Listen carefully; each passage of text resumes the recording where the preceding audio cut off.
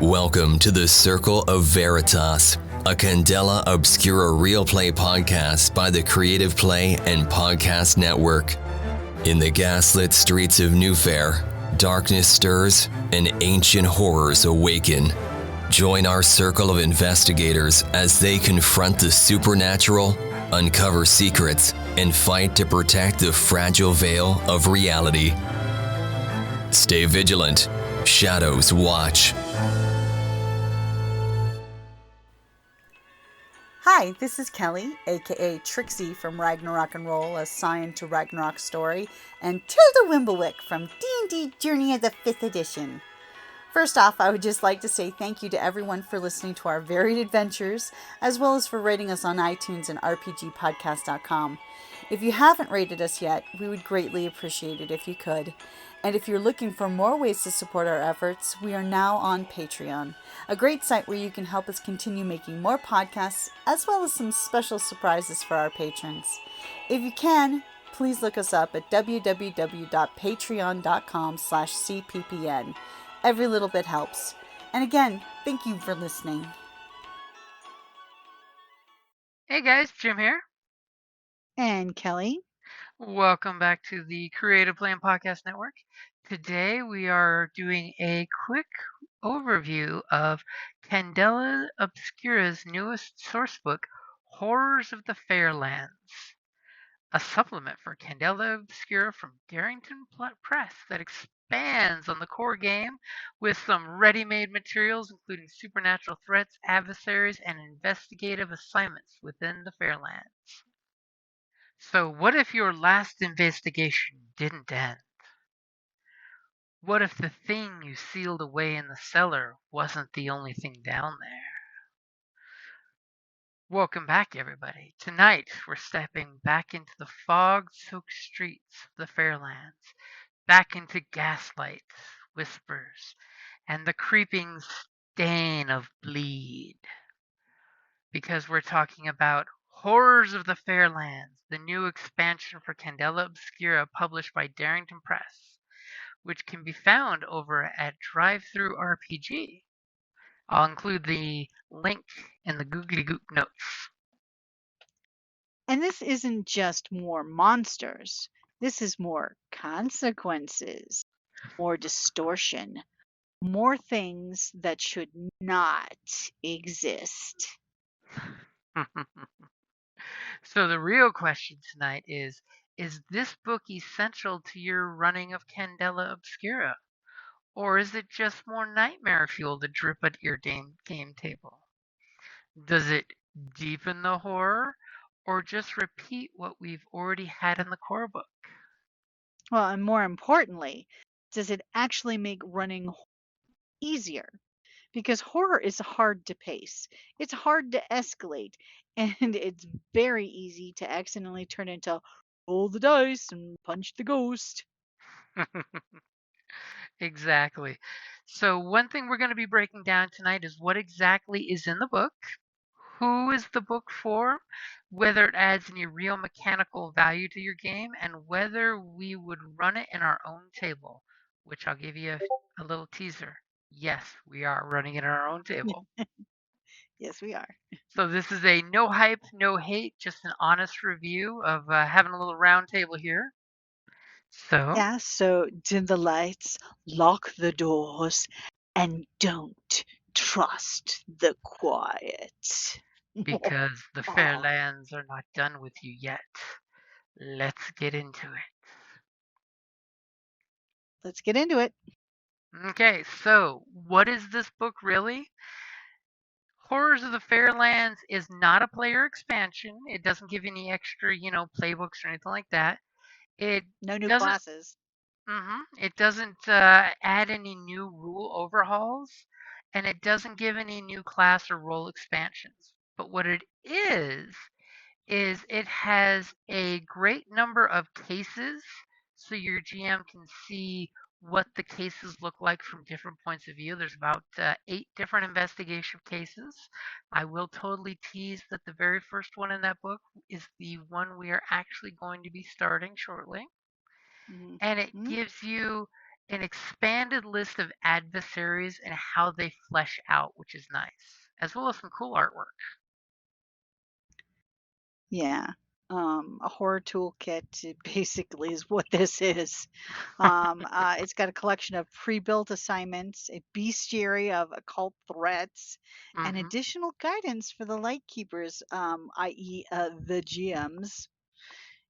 It's designed, to further reduce his prep time and deepen the horror, the side of the setting.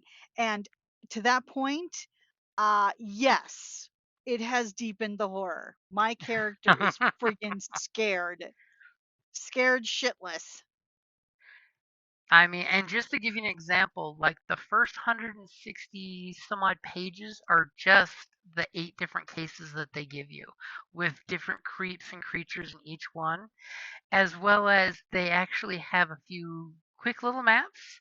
And the GM resource that I'm a huge fan of is it gives you more locations in the Fairlands, a bunch of quick NPCs that you can grab from, as well as the special gear for your players.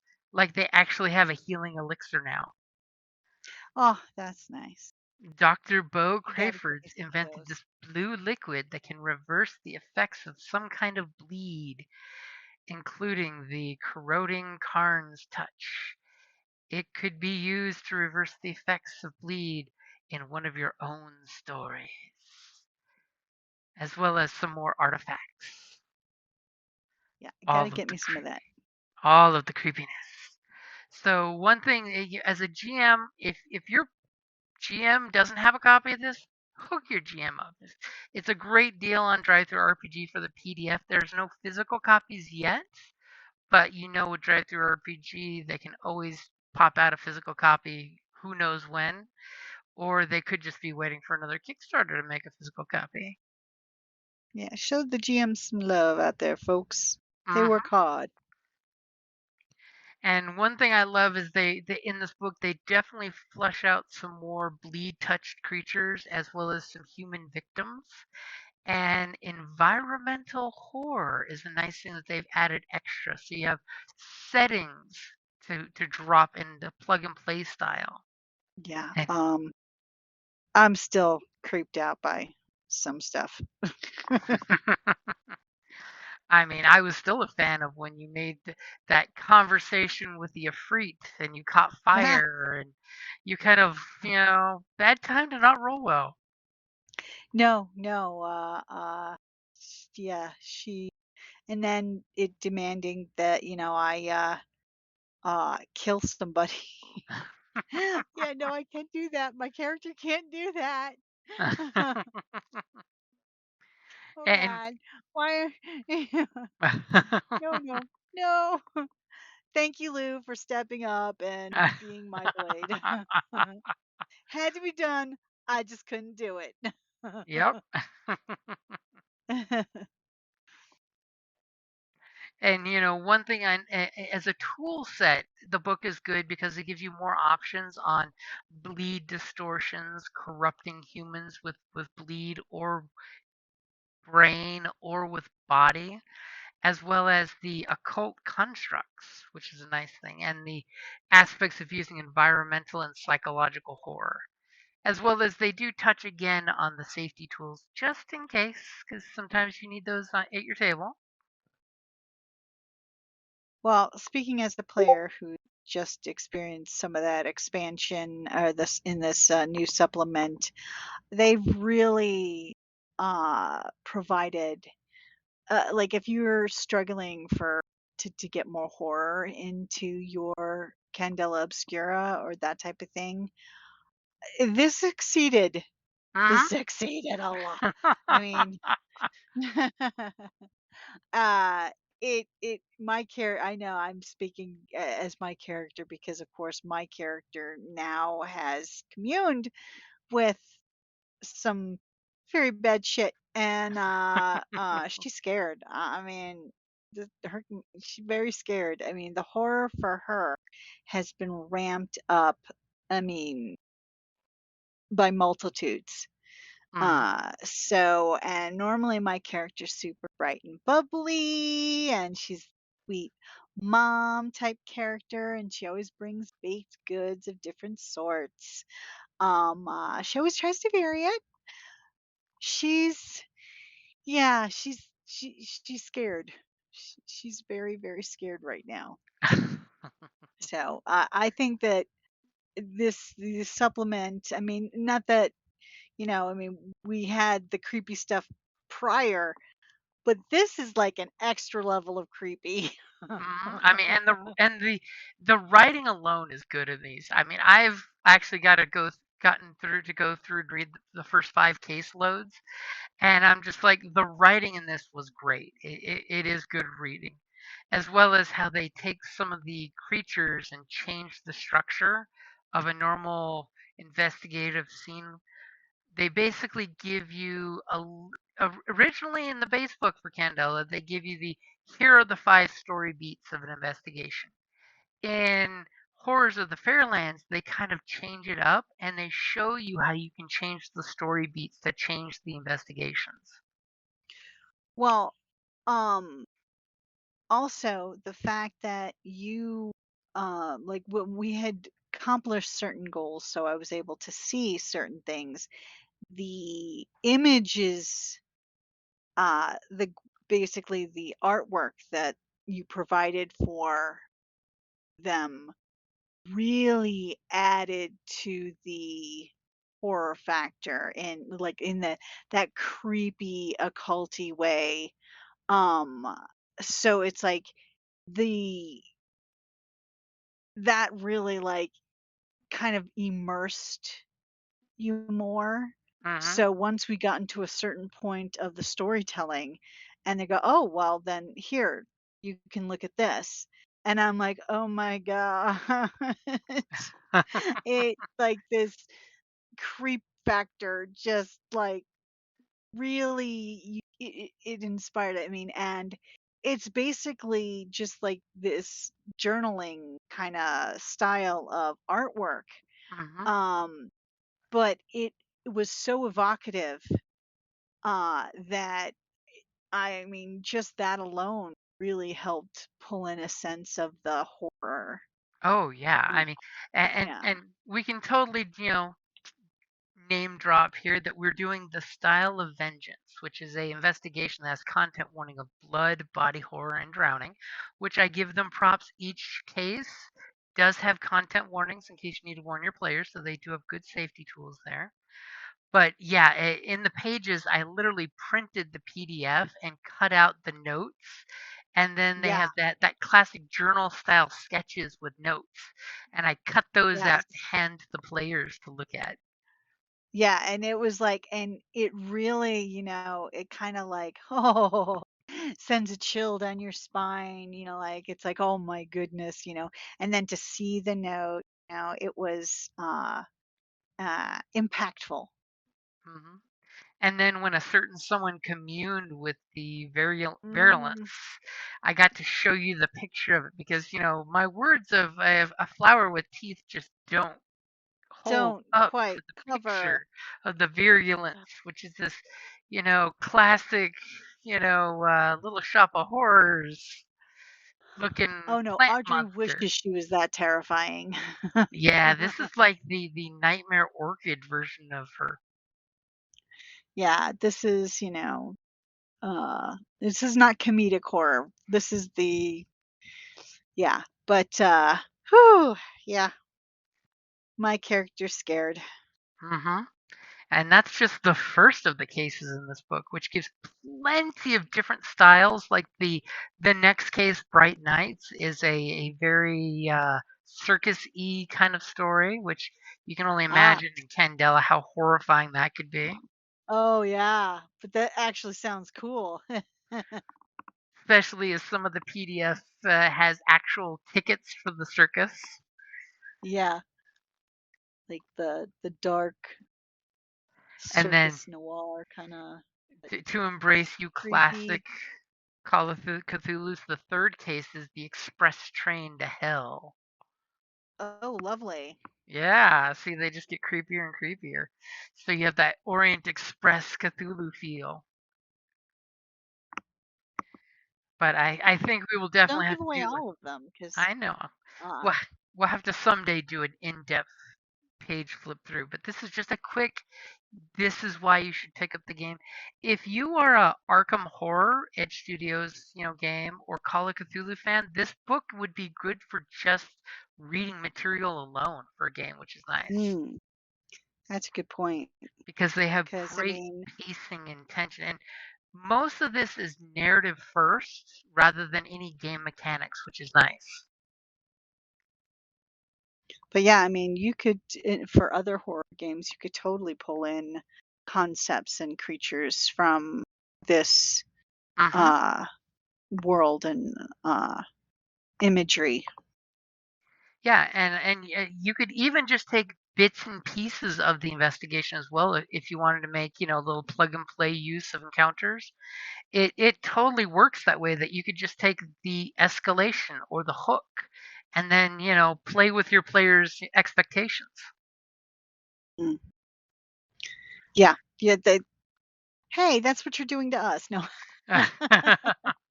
Oh no, they're seeing behind the Oh mirror. no, she's on to me. And if you do buy the PDF, I know I recently picked it up when it was on sale. Currently, it's $24.99 on DrivethruRPG. You also get a PDF of pre-gen characters. It's 6 different characters using the playbooks, but they kind Oh, of flush them out a little more. And I'm peeking in real quick to make sure there's not something new. Yeah, we've got the detective, the soldier, the journalist, the doctor, the medium, and their circles group is the metaphysical Mog. ah. So it comes with pregens you can just plop down. I speaking of Heck, well, pregens. that's perfect for, like, say you want to do a one shot, or you're like, I know, like the Rincon fundraisers coming up.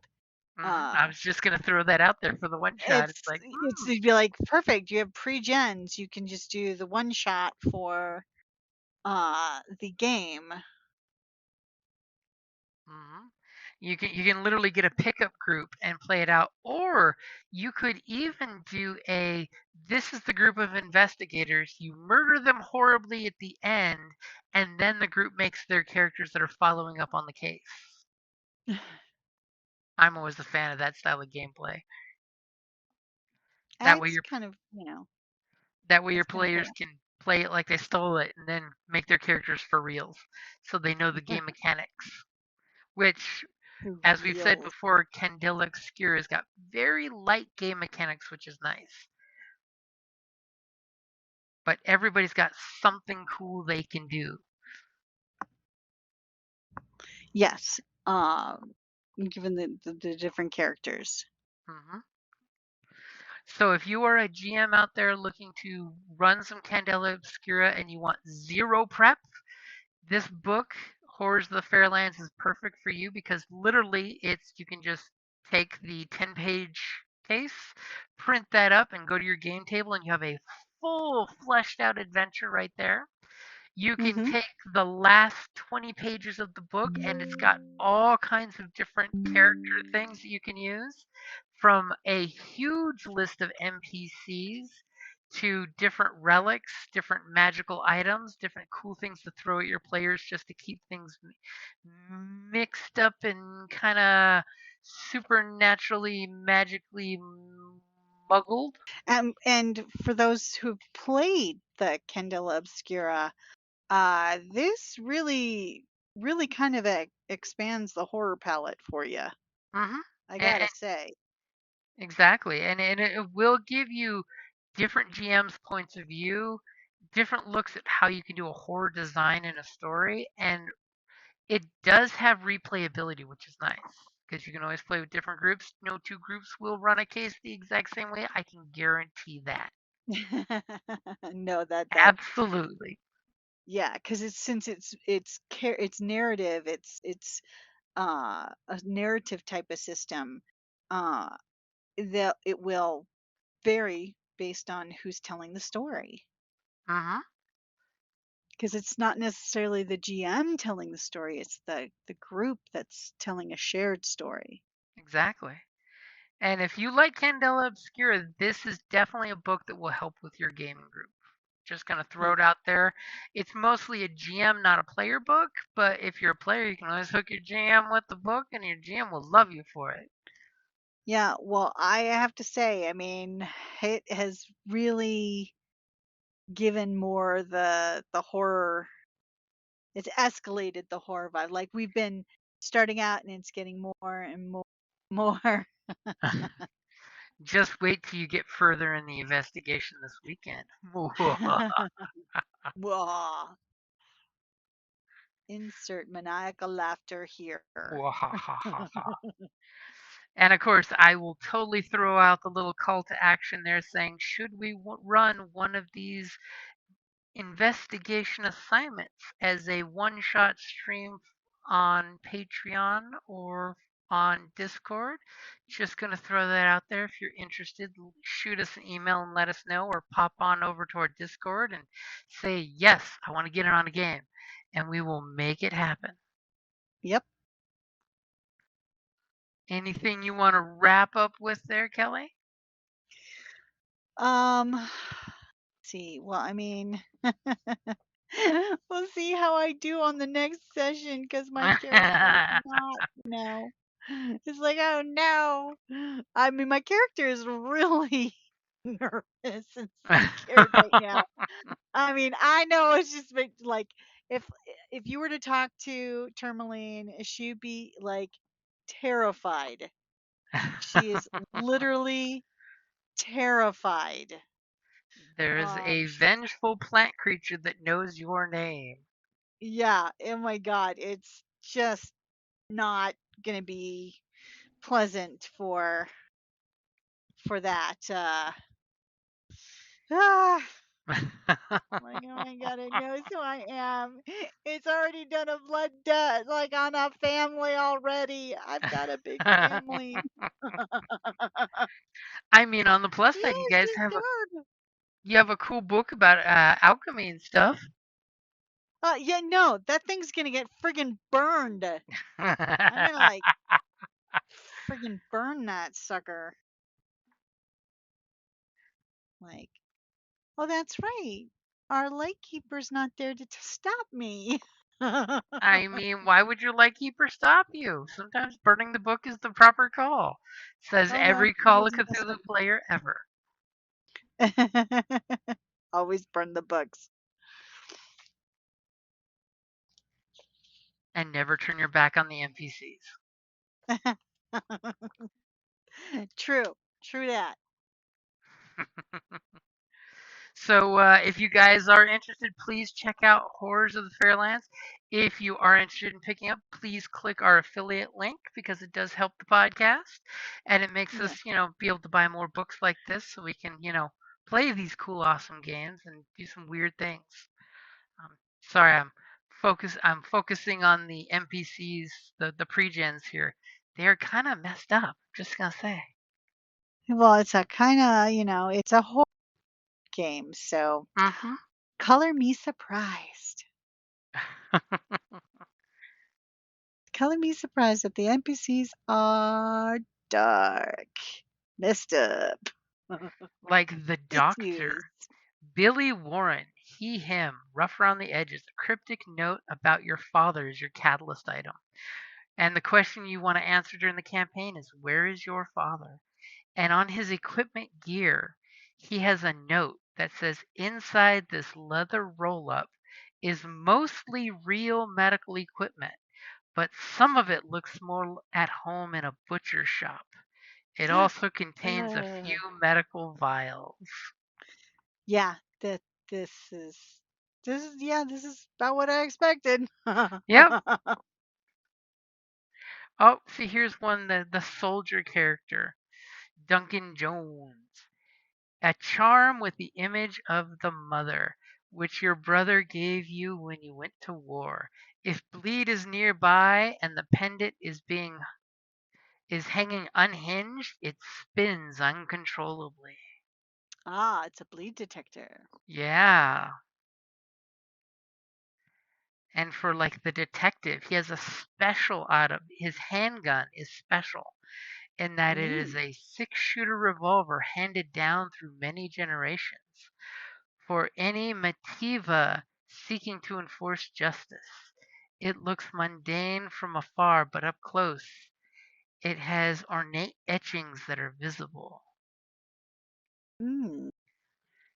Mystic runes, perhaps. I sent some special cult references, and that's COLT, not the CULT.